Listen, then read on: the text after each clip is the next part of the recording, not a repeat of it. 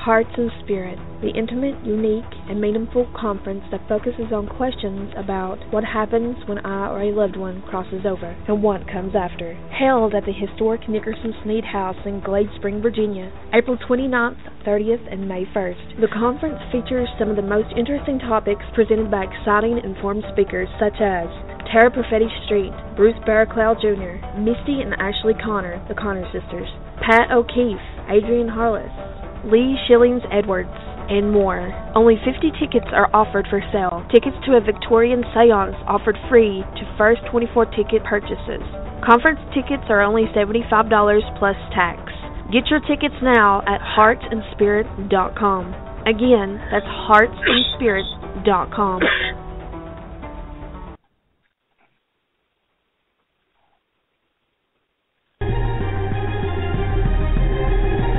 Welcome to Within the Chaos with your host, Rodney Shortridge, and co-host, Robin Dalton.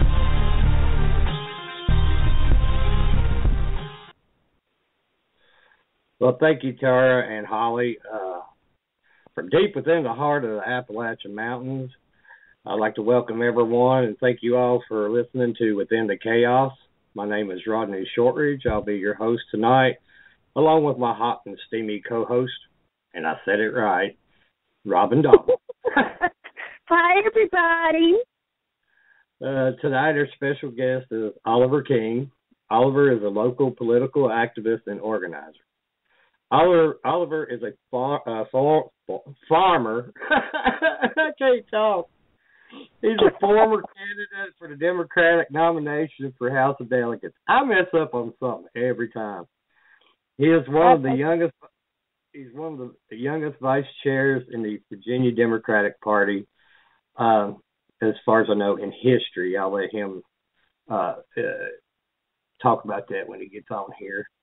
But matter of fact, they're having the Democratic debates tonight, and I'm kind of curious to see what he thinks about that. And so, Robin, what have you been up to this week? Not a whole lot. Staying home, that's all I do. I'm a mom.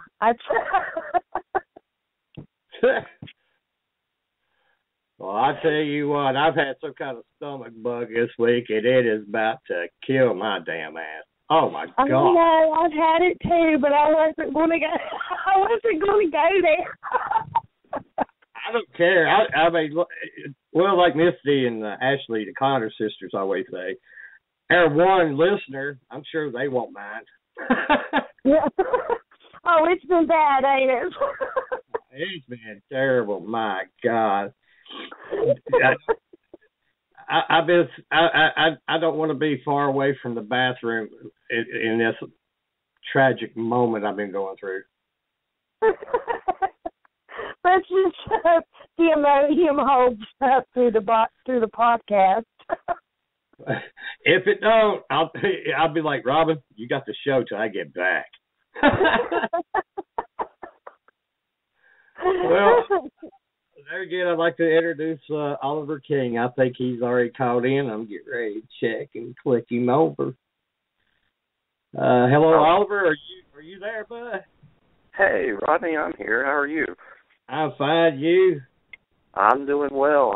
I guess I called in at the right time. I heard you talking about going to the bathroom. It's been a rough week, my friend. A rough week. I know how you feel. Oh, well, thank you so much for having me on this evening. It's a real honor. Well, it's an honor having you on here, and I do appreciate you coming on and sharing with everybody your political views and these hard questions I get ready to pin you up against the wall about. Oh. And I'll tell you what, I'm going to let Rodney handle most of the political questions, and I'll ask you more of the personal ones because, I'll be honest with you. I try not to get in the middle of politics, but I listened. I was at one of your events, and I heard you speaking, and I have to tell you, you are so passionate.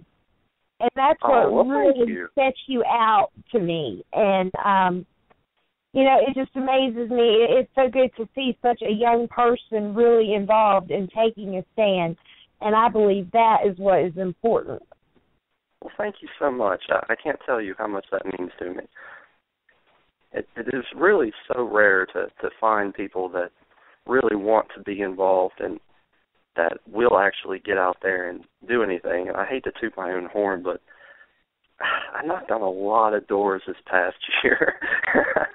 But it paid off. We got some good people elected this past year, and I'm really excited to see what they're going to do for our local government. But we got to get some new people in there on the federal level to kind of bring them some help. Oh, yeah. One step at a time. One step at a time. We'll get there. Well, Oliver, tell everybody about yourself and how and why you got into politics. Well, Rodney, it kind of runs in my family. I guess I was kind of doomed from the start to end up in this profession. My great-grandfather was, that I'm named after, his name was also Oliver Keene. Everybody called him All, and he was from down in Garden Creek in Buchanan County. And I don't know the exact dates on this, but they tell me that he was sheriff there for a lot of years. Yeah. So I'm very proud of my family's accomplishments in Buchanan County. My Uncle Walden was actually on the Board of Supervisors. I think he was elected in 68 or 72. I'm not exactly for sure, but if it was 72, that was the big Nixon wave, and I'm really, really proud that he was still able to overcome the power of the Nixon wave there in 72, despite George McGovern and all of them. Yeah. Yeah, but I think the moment that I really felt the call to come to politics was I was a senior in high school, and Obama had just been reelected. It was early in 2013, and I took a trip with my cousin, actually, to visit our aunt who lives in Los Angeles, California. And I'll be honest with you, I'm just an old country boy. I'd never really left Southwest Virginia before that trip, and it completely changed my life. And usually when people leave Southwest Virginia, it changes their view for different reasons, but mine was I seen poverty and homeless people in a way I'd never seen before. I seen countless people sleeping under shopping carts, under blankets, under shopping carts, with everything they owned in trash bags. And it blew my mind.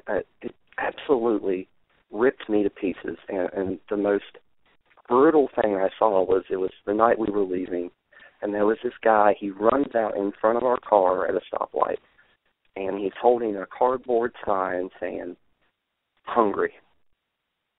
And it broke my heart. The guy had no shoes on, tattered clothes. He was obviously starving to death. And the people were just honking their horns and just wanted him to get out of the way. Didn't care at all. And then, of course, a week later, we come back, and I'm exhausted from the red eye coming across the country. Didn't sleep at all on the plane. And the week I get back, 2 days later, we have a congressman come to our high school. And one of the first things he says is, "Now, Tazewell is a lot different from L.A." And I was like, wow, God's speaking to me right now. I really, in that moment, I was like, wow, maybe this guy, maybe he understands. Maybe he can tell me what they're doing to help these people. And so I asked him, me being as crazy as I was and emotional, I was really emotional. And I'm like, what are you doing to help these people? And I just explained to him what I had seen. And he was like, oh, this young man's obviously really upset about this and yada, yada, yada. And I'm like, what are you doing to help him? And he's like, well, we find it better when the private sector and the churches and individuals handle these problems because most of these people are mentally ill. Most of these people are mentally ill. And wow. what? And I'm like, okay, if most of them are mentally ill, then isn't there a chance they're mentally ill because you're letting them sleep out on the streets and starve to death? Now, my family used to have horses, and I don't know if you know this about horses, but if you leave a horse out starving long enough, it will become crazy. And whereas before it had been starved, it might have been really good with kids. After it's been starved, it might not be so good with kids. So shouldn't we be trying to take better care of these people? And the fact that this guy just did not care at all and tried to turn the question back to, oh, well, it's Obama's fault. Oh, well, it's the Democrats' fault because they get too involved and the private sector can't do anything.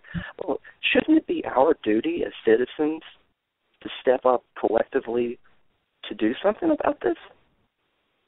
And the fact that he just was did not care. It wasn't his problem. We don't see it here in Southwest Virginia. It's not here in Southwest Virginia. That's a California problem type of attitude. Just blew my mind. It blew my mind. And it made me wonder, maybe the cure for cancer is locked in the minds of one of those people that were refusing to help. And I understand that there is a lot of programs out there that could help people, but there's so many people out there that just fall through the cracks that if we put just a little bit more effort into it, that we could reach those people.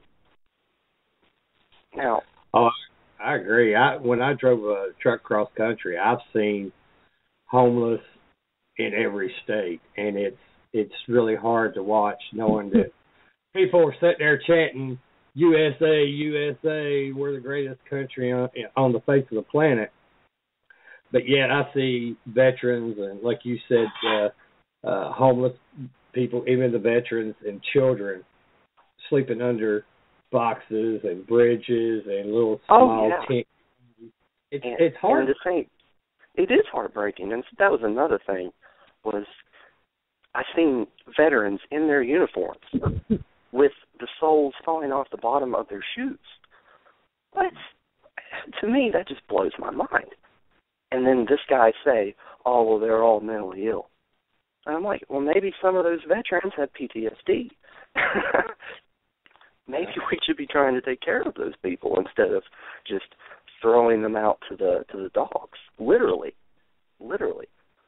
And you brought up truck driving. My dad was a truck driver for years, and he would come back with stories of seeing things in other states, and you'd never think, oh, well, that couldn't happen here. That's not in Southwest Virginia, but really, it is. There is a lot of homeless people here in Southwest Virginia that we don't hear about it, we don't see it, or we turn our head to it. And to think, too, Southwest Virginia and Eastern Kentucky and Southern West Virginia, the whole Appalachian region, has some of the highest poverty rates of anywhere in the country. I mean, Buchanan County, I don't know if you know this or not, but on the U.S.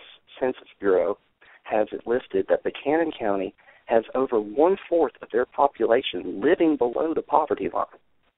And then Dickinson County has 20%.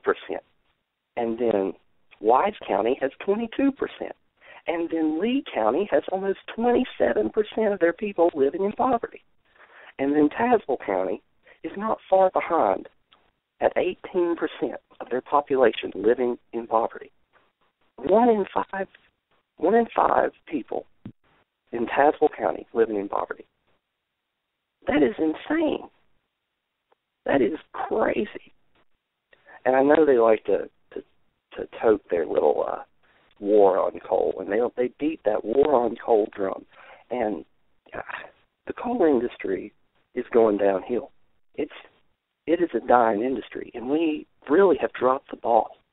20 years ago, we should have been out there working, trying to diversify this region's economy. How much money from coal has left these hills? How much money from Southwest Virginia has went towards building up Northern Virginia, to building up other parts of the state? We've got to do something about this. Northern Virginia has a booming economy. So let's bring some of that tax money back to Southwest Virginia. The state of Virginia had, I think it was a $500 million tax surplus last year. Why wasn't $1 million of that money brought back to Southwest Virginia in the form of small business grants, low-interest student loans, grants and scholarships for students trying to go to school to get an education here in the coal fields, here in Southwest Virginia? But it's hard to tell where most of that money went. And it just kills me. It just kills me. We have so many solvable problems that are man-made.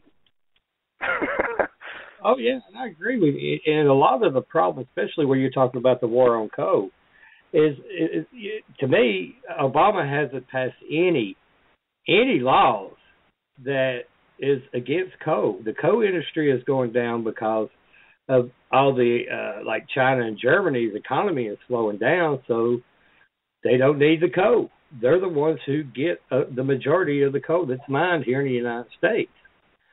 And the politicians want to raise hell about that, but they will not, like you said, diversify. They've had plenty of opportunities to diversify the economic structure of Southwest Virginia, Southern West Virginia, Eastern Kentucky for many years, but they choose not to because of the money that coal makes and what they make off the taxes, because even West Virginia is going through a problem where these mines are shutting down, they're losing jobs, and I hate anybody losing jobs. But they're looking at a deficit of what, $385 million, and they're trying to raise taxes on cigarettes and other things now. I mean, it's ridiculous. It is. It's insane. And then you have these pharmaceutical companies that are moving overseas to that way they don't have to pay taxes here. It seems really simple to me. Let's stick a tariff on the goods they're trying to ship back to us. But it just really, it's not all Republicans' fault. I mean, Democrats were in power here in Southwest Virginia for years. I mean, if you look back in the 90s, the House of Delegates from Southwest Virginia, it was 14 Democrats and 2 Republicans. And now it's 11, 12 Republicans to 1 Democrat, and that only Democrat is out of Roanoke. So do they really count? But really, we're at fault. We're at fault too, and we need to admit it.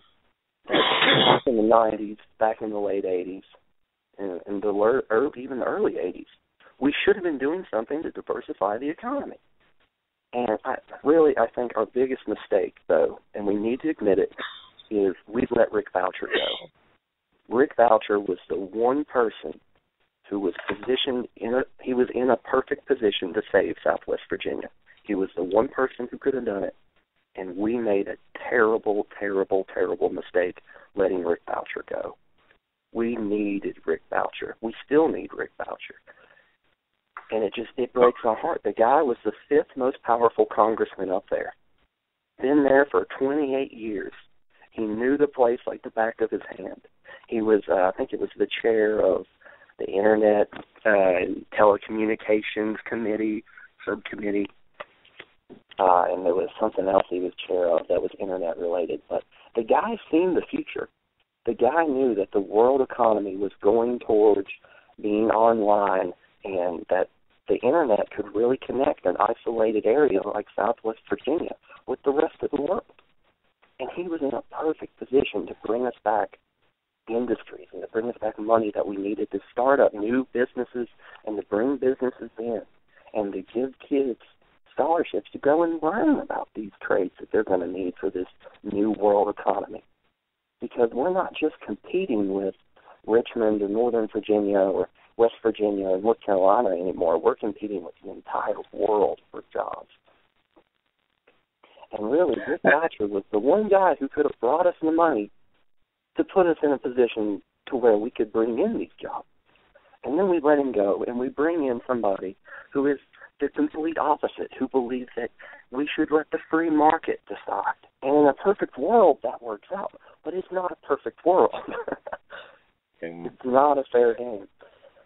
Well, see, that also brings up a point that I've been raising Cain about for the past few years, is the Bluestone Industrial Park up here that's sitting empty. Empty?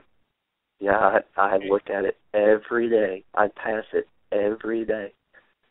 Now, they from what I understand, the way Tazewell County had that set up was for just mining type industries to come in there.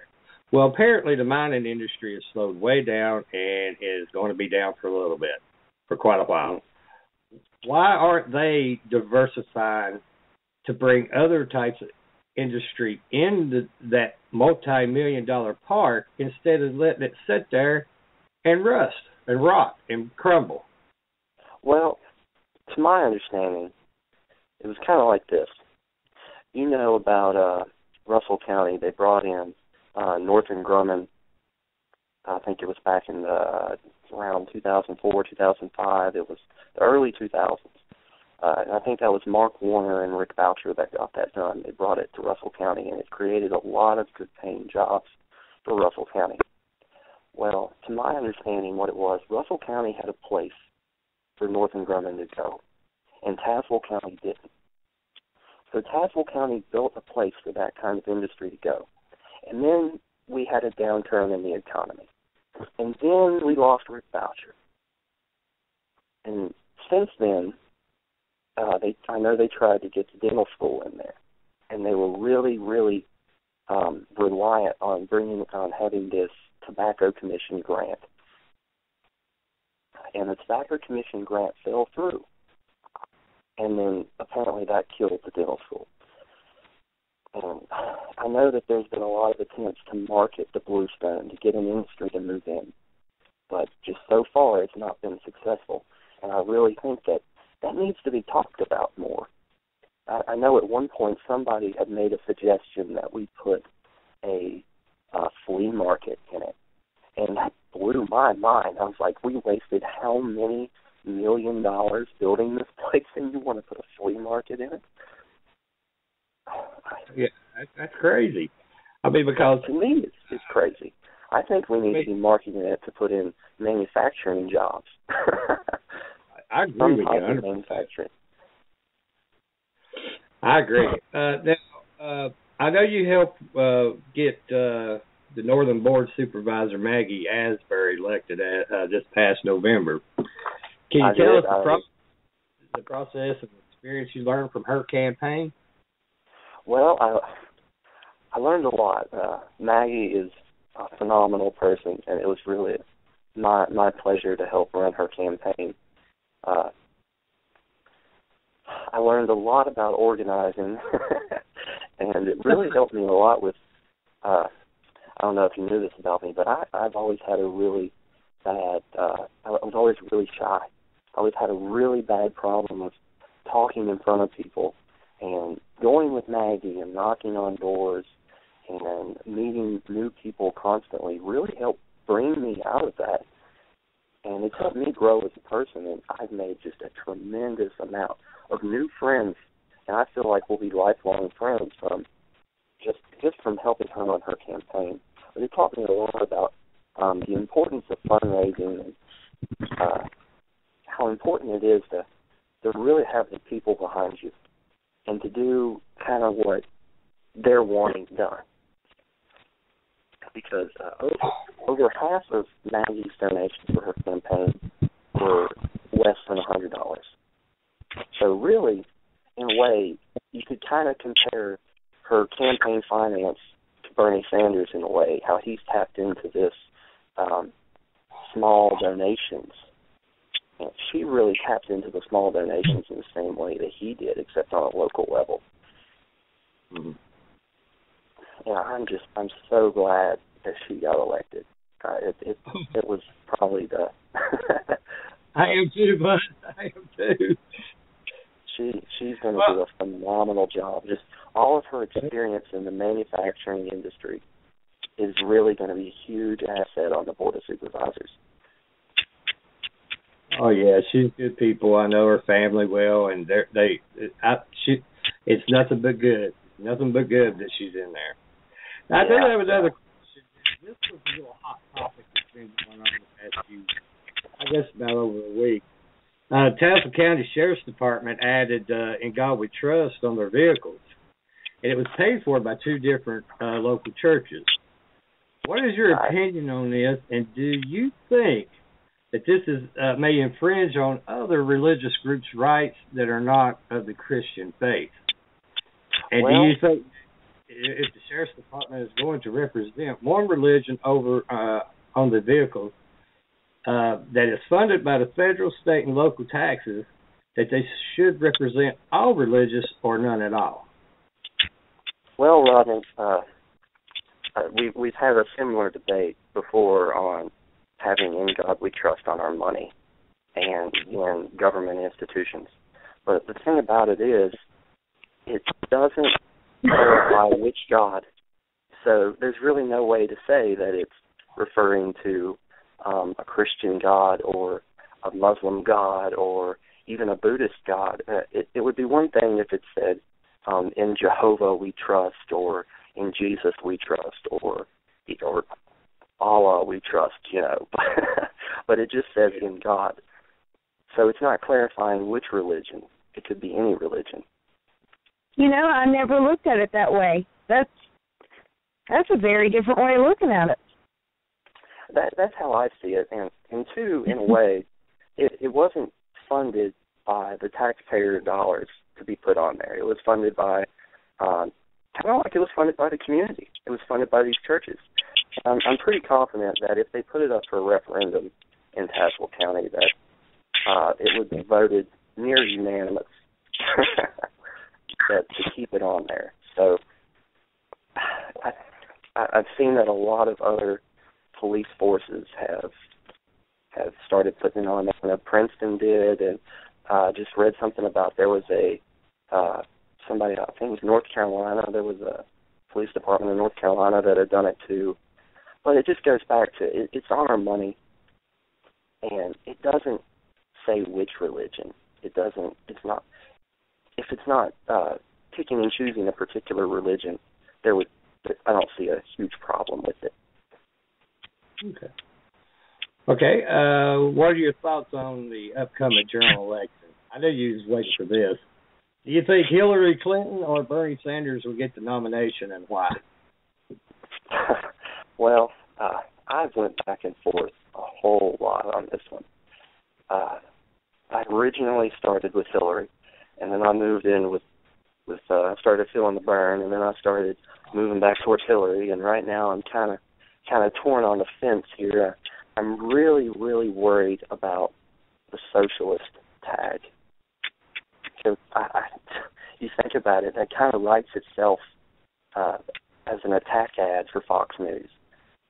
And I really worry that it'll hurt the Democrats down the ticket, because they're going to stick his face up there like they've done with Obama in Southwest Virginia, except on a national level, and stick him up there with our congressional candidates and our Senate candidates, and they're going to say socialist, socialist, socialist, socialist.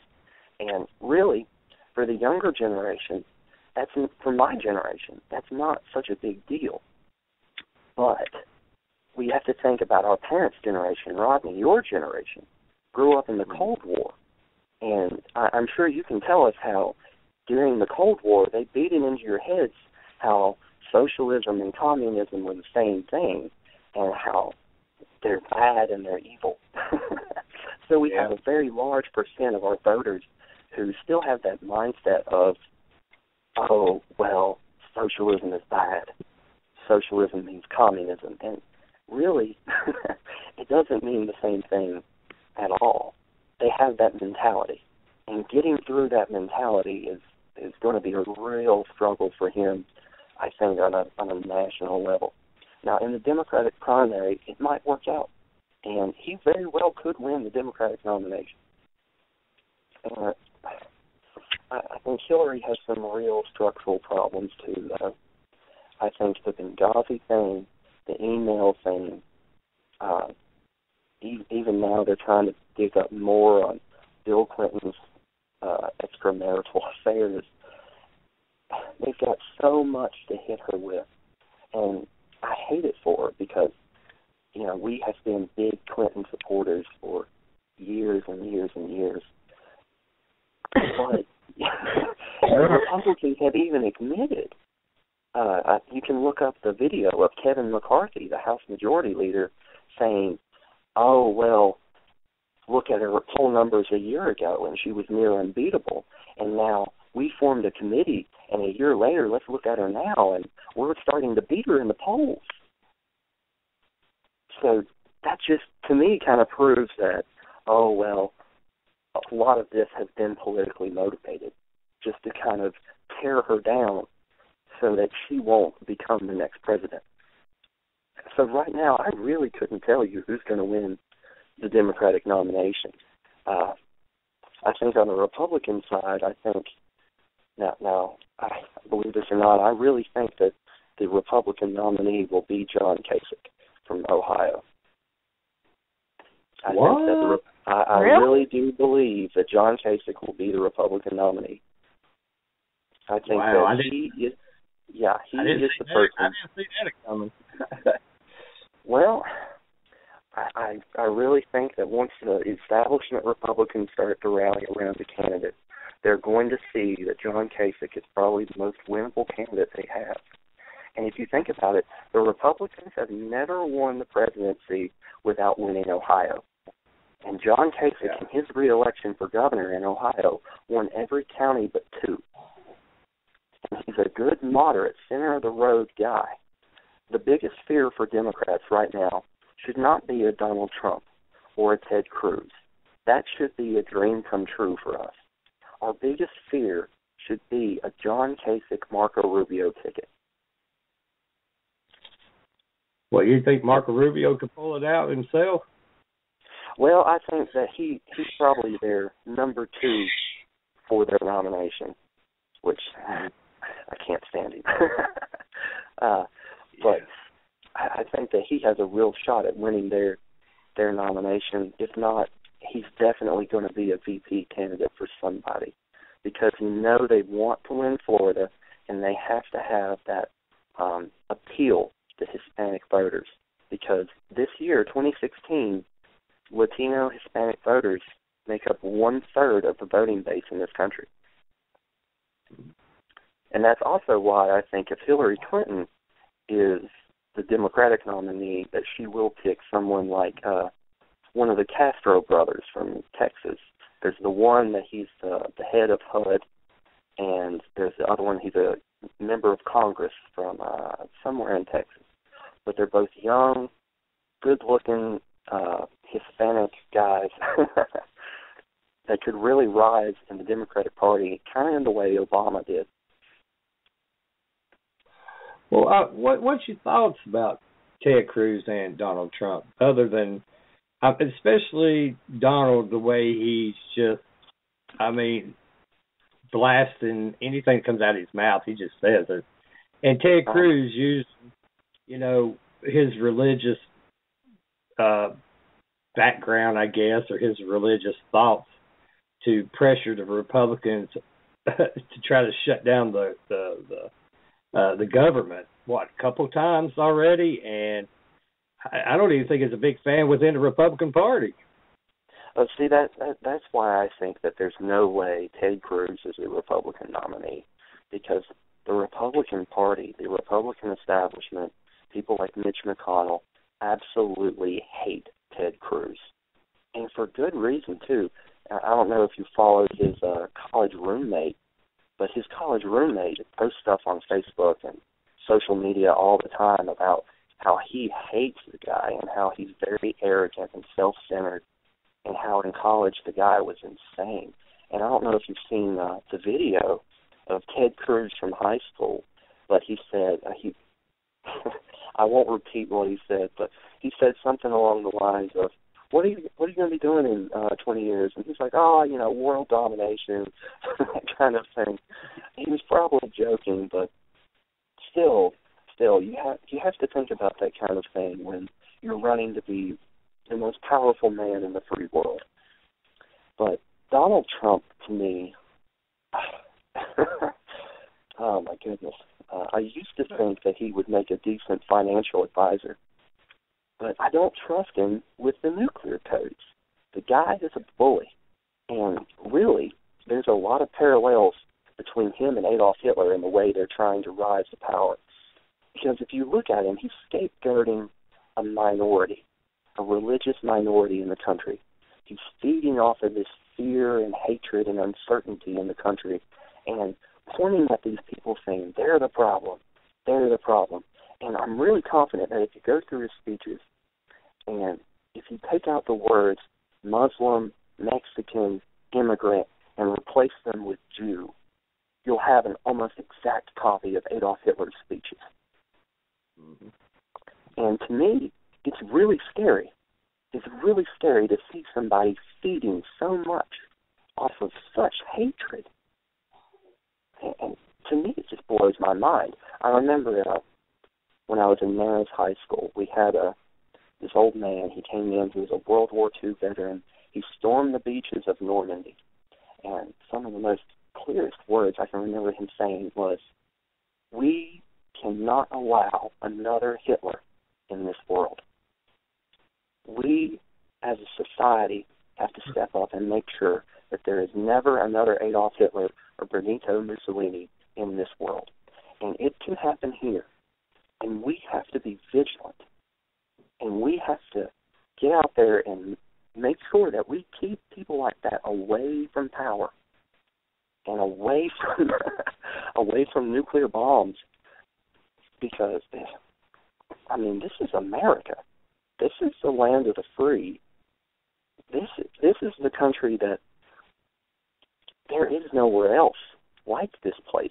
If freedom goes here, it's gone. And, oh my goodness, it just blows my mind that I keep hoping, that Donald Trump is going to come out and say the night of the Republican nomination, when they're getting ready to nominate him, that he's going to get up there on stage and say, I decline.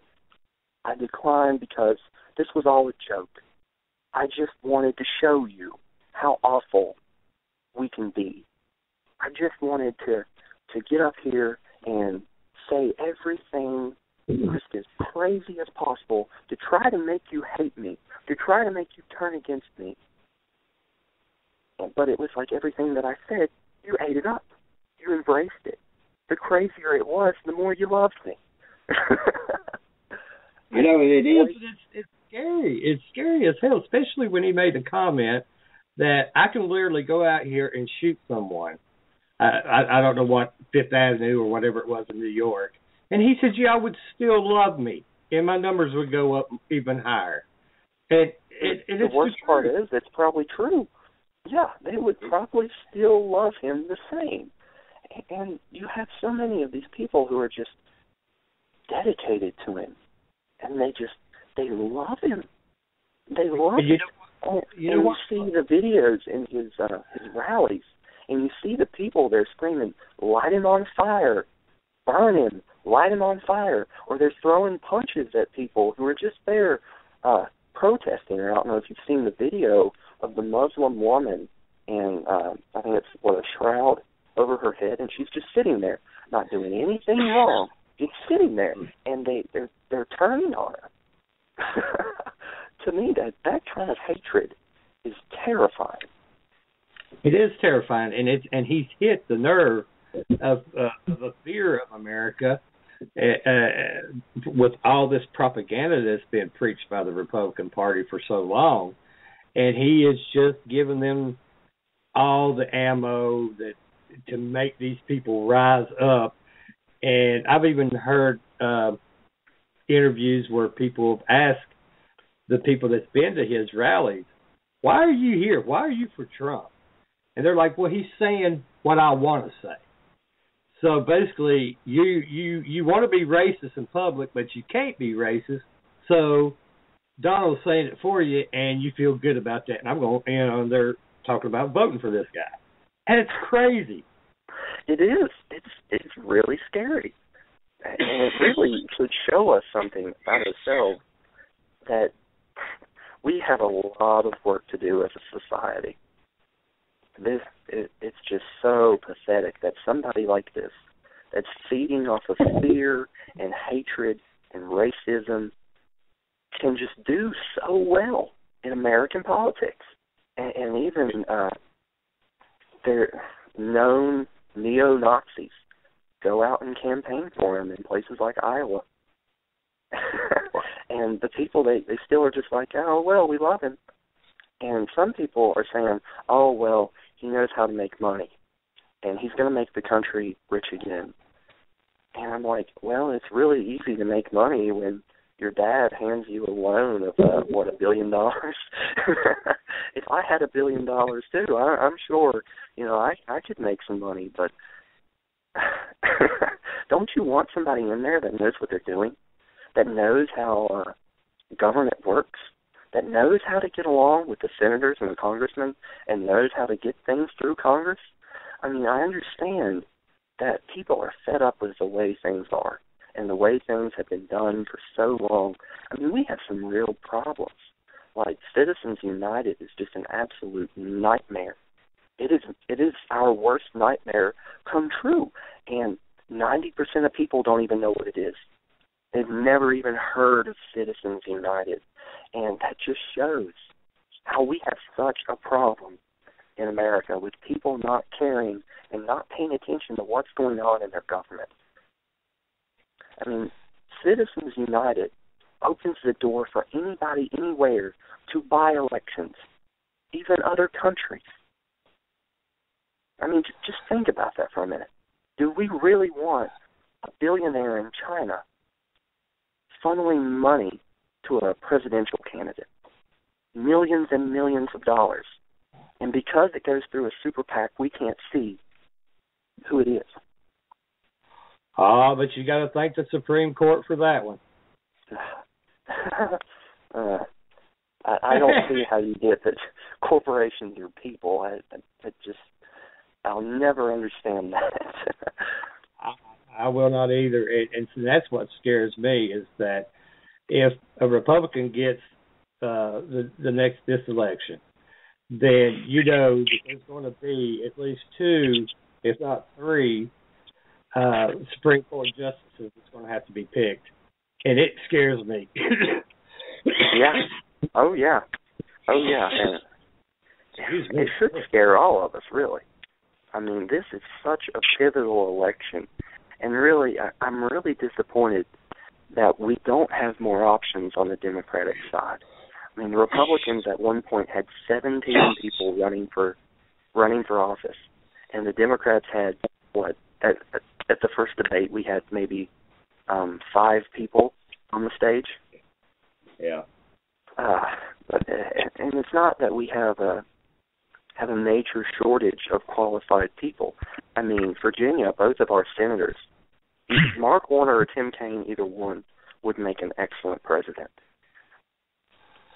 Yeah. But couldn't get them to run. And really, I think Joe Manchin, too, from West Virginia, would make a great president. And I'm still so disappointed that Joe Biden didn't run. But right now, I'm sitting here kind of going, kind of wish Joe Biden would come and save us. I'm like, please, somebody else jump in. Give us a better debate. I think where Joe's got a lot of, with his son passing away and stuff.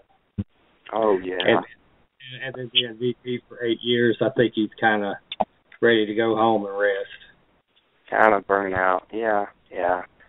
But, you just something about Joe Biden that I absolutely loved.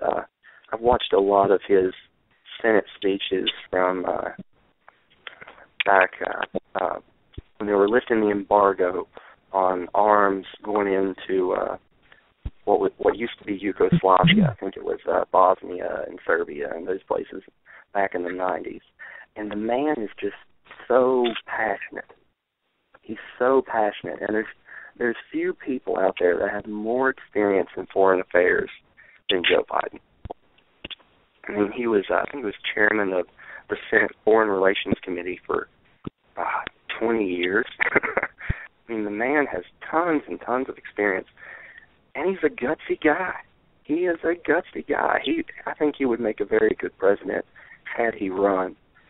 but you just have to respect his decision to go home and be with his family.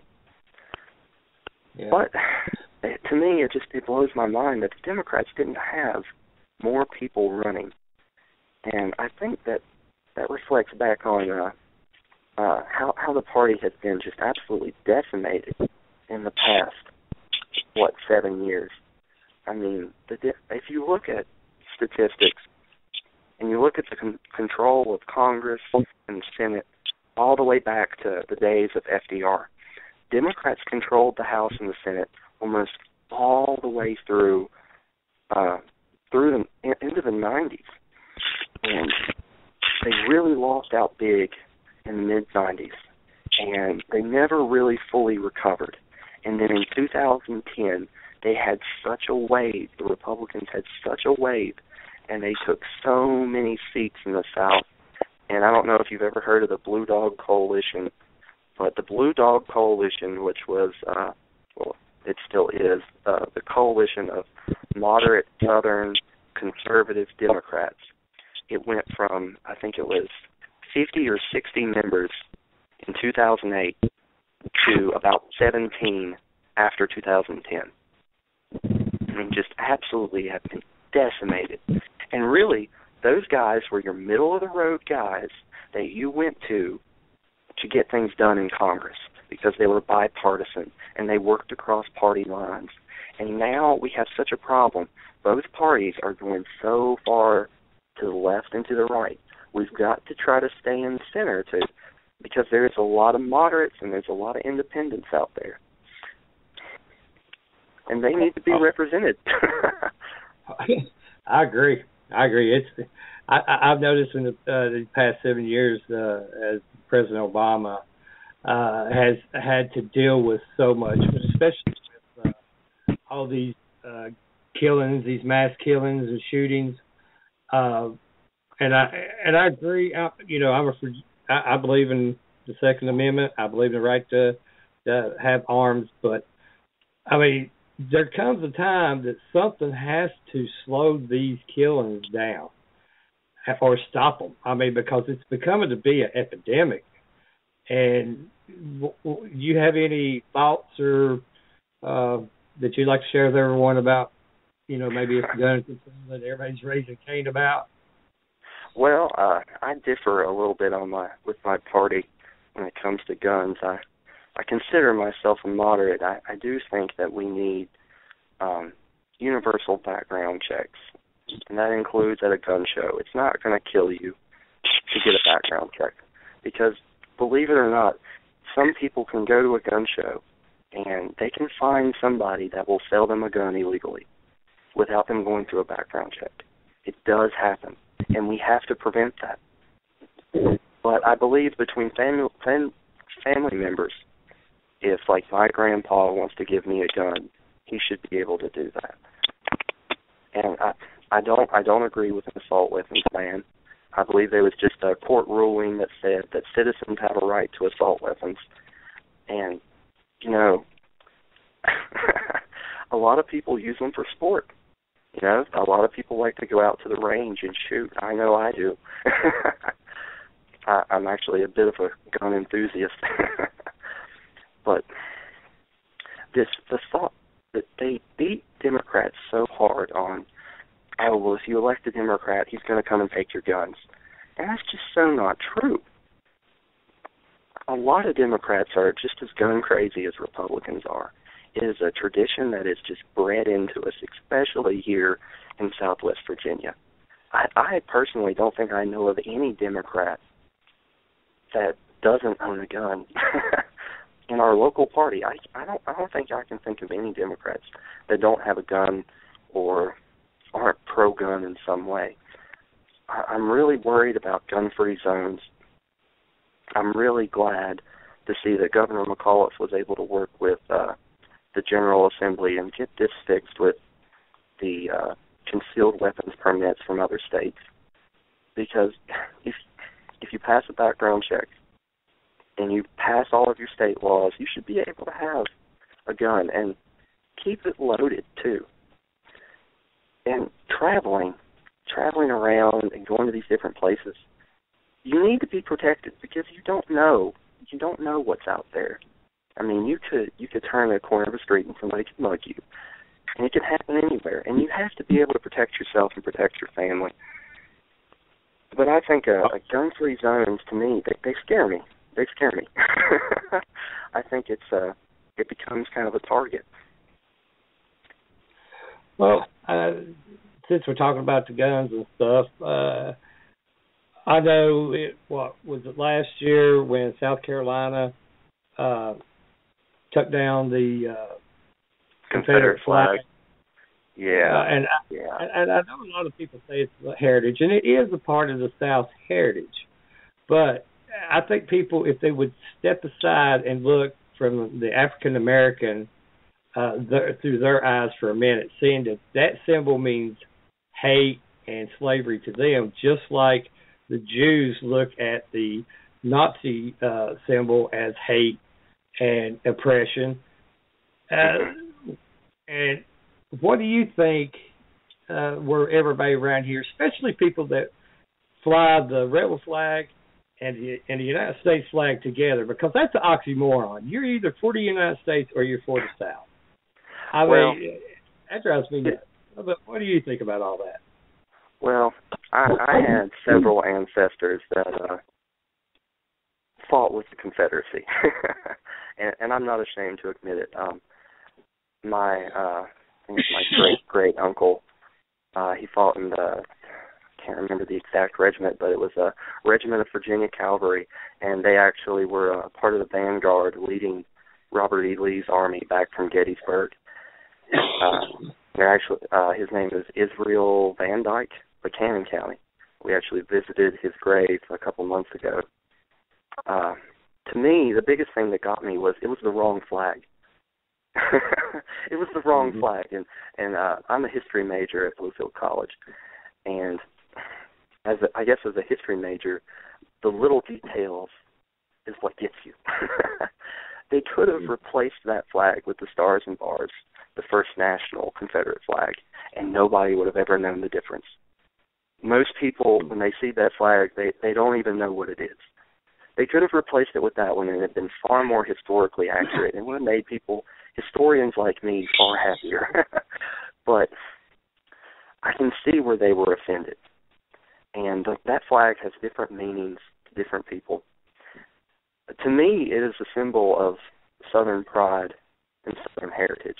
But I can see where it has been misused a lot by racial groups to kind of demonstrate racism. And really, a lot of people, they try to say, the Civil War wasn't over slavery. Well, yes, it was. Whether you like to admit it or not, yes, it was. It was over states' rights to have slaves. And a lot of people they'll argue that with you, but you have to accept that yes, it was over slavery.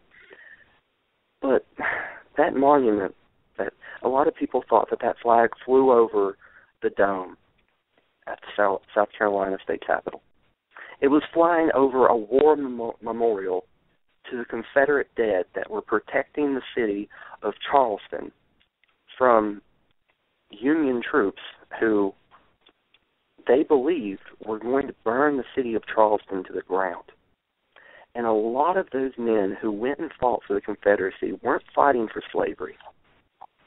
Most of those men were fighting to defend their homes, because when they didn't see it, Virginia, North Carolina, and Tennessee, and I think Arkansas, they didn't leave the Union until Lincoln called for troops to invade the South. So the Virginians kind of said, well, we won't send our troops to march in and oppress other people in their states. So we're not going to let other states march their troops in and oppress our people. So to me, I kind of feel like they should have replaced the flag with maybe a South Carolina state flag and not left the pole empty. I can understand why they took down the battle flag of the Army of Northern Virginia, because it wasn't the right flag in the first place. but they should have replaced it with maybe the state flag of South Carolina or maybe the first national flag of the Confederacy, or maybe a combination of the three, because really at the end of the day, all of those people that died in that war were Americans. It was brother against brother. And we can't just forget who we are. And by taking down monuments, we're creating an even bigger racial divide. To me, that's how I see it. I see it as we're just creating a bigger problem and throwing gasoline on the flames of all the racial problems that we're having right now. I see, and I kind of agree with you on that one. Because sometimes, you know, it seems like everybody is offended by anything nowadays, and if we start removing everything that offends everyone, I mean, what are we going to be left with? We're not even going to be America anymore. Yeah, I mean, yeah, you have to go around with a certain degree of political correctness and, you know, not purposefully try to offend people, but you can't just destroy the history of an entire region because it makes somebody upset. I mean, we can make it more, you know, socially acceptable, but we can't just forget who we are and where we've come from and how far we've come.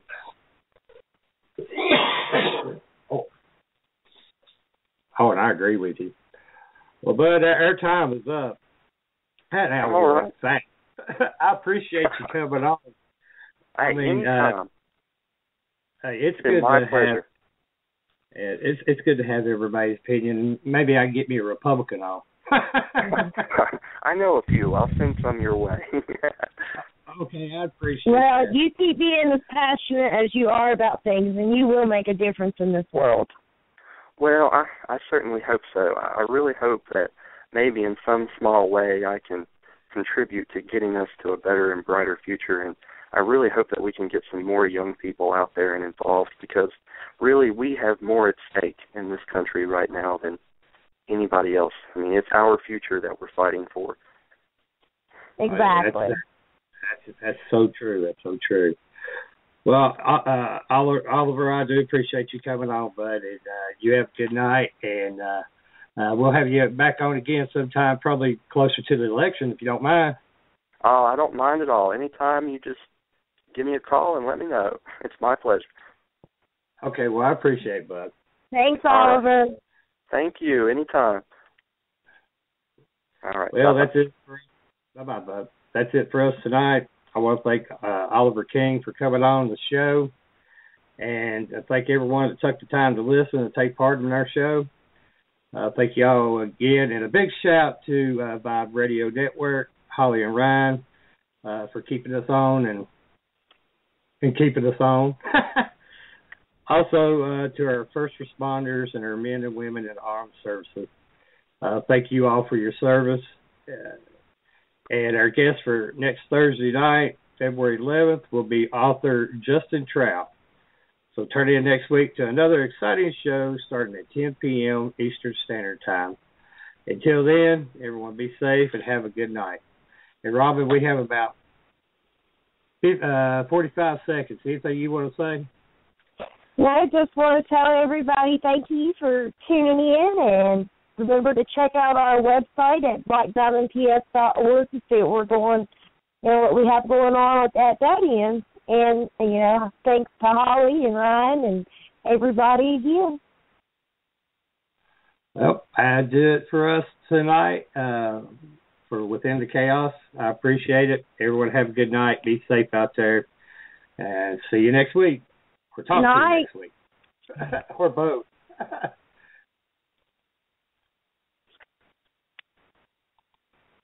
And now, insurance-minded speeches from Geico. It's a common expression, don't look a gift horse in the mouth. However, what if the horse's mouth is filled with useful insurance tools? This is the exact case with the Geico app. Yes, the app is free and therefore a gift horse. However, look inside the app and behold, emergency roadside assistance, digital ID cards, bill pay. Get the Geico app. Look it in the mouth, get amazing services. Thank you.